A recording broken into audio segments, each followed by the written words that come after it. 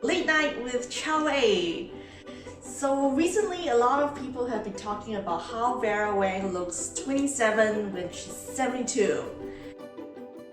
And I googled for her recipe for youth, and it seems that all you need to do is to work, sleep, and have some vodka cocktails. So after I read that, I went to buy a whole crate of vodka cocktails. So maybe I look a little bit younger than last week. Which shows the power of media, right? We choose to believe what we want to believe in. And anyway, so over the weekend, I went to Singapore Law Watch. And just in case you get judgmental and wonder why I'm reading on lawsuits over the weekend, it's because I'm interested in how people determine damages, and if you have been following the recent Envy asset management scandal, you would know that it's better to trust a portfolio manager who has no life and reads Singapore Law Watch for fun. So what caught my attention was that there were two hedge funds that were embroiled in this lawsuit. One called Judah Value and the other called Overfaith. So just to give a summary of the case, basically Judah Value was suing Overfaith for not injecting the stocks that it said it would inject in, and thus causing it to have a margin call with Maybank, which then caused the fund to go to zero. So my first reaction when I read this case was, who would invest in a fund called Judah Value? And I went to Google. It was actually featured as the world's top activist fund, according to the Business Times, which is a local newspaper in Singapore. And in fact, it was also featured on Bloomberg as the activist fund with world-beating returns. So it appears that it is not entirely a nobody. And so I tried to dig a little deeper into this to see what's going on. Like, how did a fund that was named the world's top fund went from returns of over 100% annualized to zero? And we're not talking about zero returns or even negative returns, we're talking about the fund assets going to zero, or the value of the fund assets going to zero. So if I look at the fund, if I look at the fund newsletter, I could see that it returned 103% in 7 months, in August 2018. And the fund returns was very similar to the performance of one of its stocks. And the stock that led it to achieve more than 100% return was Agritrade. And Agritrade was actually the stock that was listed in the lawsuit.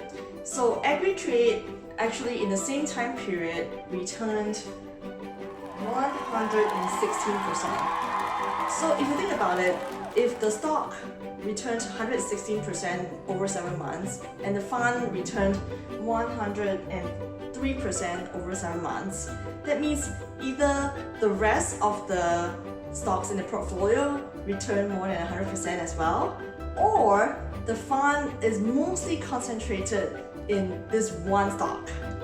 So this was actually what happened when we read more closely at the judgment. So the whole judgment was about how Overfaith did not transfer its shares in Agritrade to the Judah Value. And when the bank decided to call on the fund to sell its shares, the fund then went to a value of 0 after it sold its shares. So how would that happen? On hindsight, there are primarily two reasons why a fund could go from 100% returns in a year to 0 value. So the two reasons are, one, it is clearly a very concentrated fund. So it is not uncommon for activist funds such as Judah Value to be more concentrated. And then when we say more concentrated, maybe it's like 25, 30, even 40% in the stock. It is fairly unusual for one single stock to comprise almost 100% of the portfolio, such that the fund lives or dies by this one single stock, which is exactly what happened in the case of Judah Value and Agritrade. So we're actually not saying that Judah Value did such a terrible thing by picking a stock that turned out to be a fraud, right? So there's like a lot of investigation that's going on right now to look into the fraud perpetrated by the owners of Agritrade. And a number of banks, in fact I believe about 20 banks were caught in this massive fraud. So, we've not really been caught in fraud previously, but then there are cases where even sophisticated investors get caught in fraudulent investments. For example, GIC also invested in Luckin Coffee, which turned out to be a fraud. Yeah. So, but then GIC didn't collapse because of their investment in Luckin Coffee, right? So the trick is to not be in a single stock position such that you will actually die if the stock fails to perform. Okay, and then the second thing that Judah Value did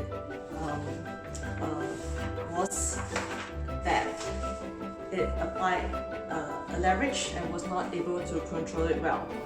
So before Agritrade started to decline rapidly, it actually had about loan to value, or commonly known as LTV, of between 30 to 40%, which is still okay.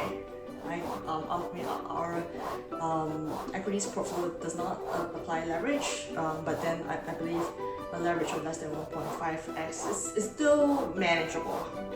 So the responsibility of a portfolio manager is to manage the risk such that you will not get caught on by a bank. So in this case, Judah Value claims that it was forced to sell because another party didn't fulfill its obligations to transfer shares into the portfolio, which would then increase its asset base, and then it would not be hit by loan to value margin.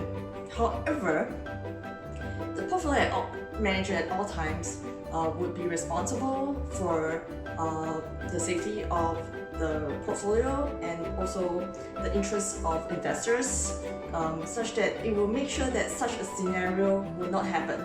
So we have to bear in mind that this did not happen during March 2020, when because of the pandemic, a lot of shares suddenly fell rapidly. Right? This happened in a time of relative peace, such that one would be able to monitor the performance of the stock and how its share price is doing. So as the share price is falling, so the responsibility of the portfolio manager should be to cut or de-lever or de-risk, such that you do not run the risk that the whole portfolio will be wiped out when the bank chooses to exercise or call on the margin call.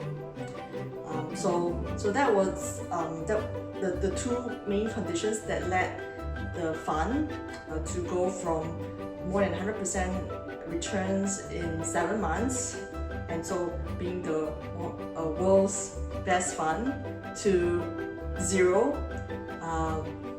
when the banks decide to call on the portfolio.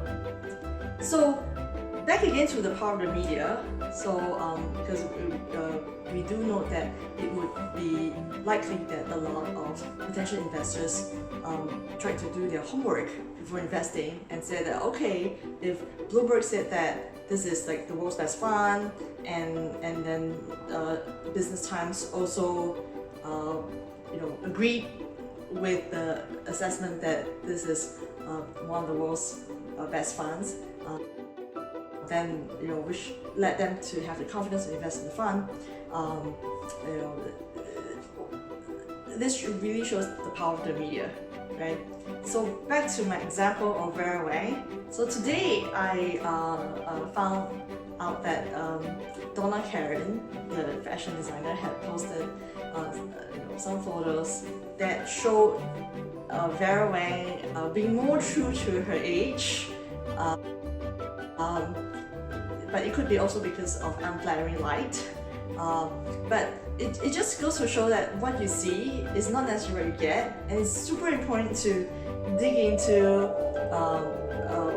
what you invest in. So in this case, before you invest in any fund, it is important to not just be dazzled by claims like it's world's best fund or world's top performer, but actually really look at what is contributing to the positive returns, right? Is it from one single stock?